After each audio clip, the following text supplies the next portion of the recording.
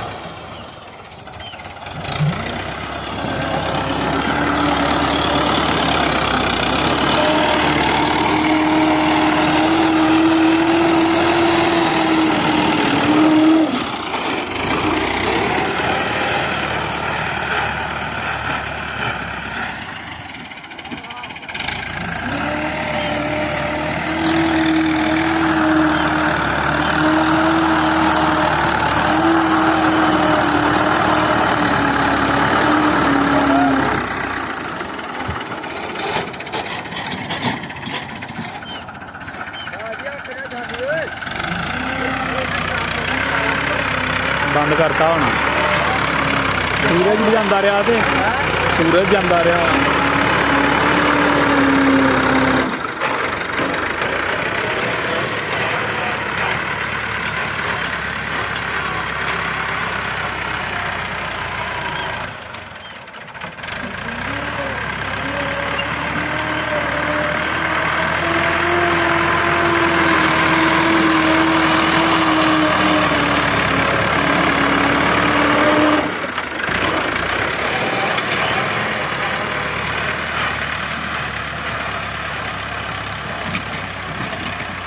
हाँ जी आ G tractor का driver है ट्राली आ इन्हों पुछते हैं उस्ताद जी किहड़े गेयर च कड्डोगे रैंप चों ट्राली?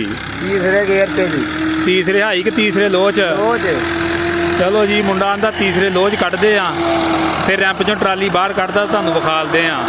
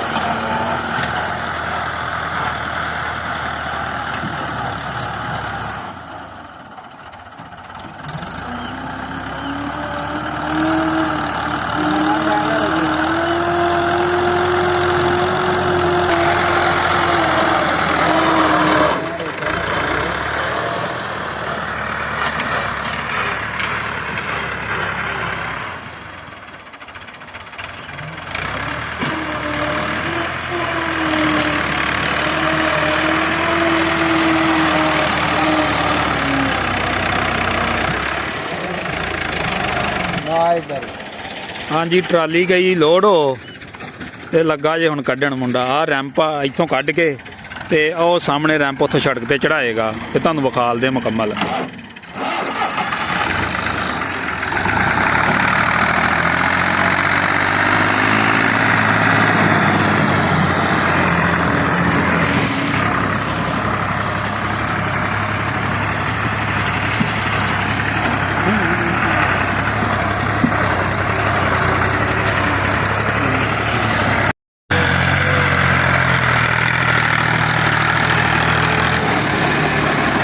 हाँ जी चाड़ गया जी।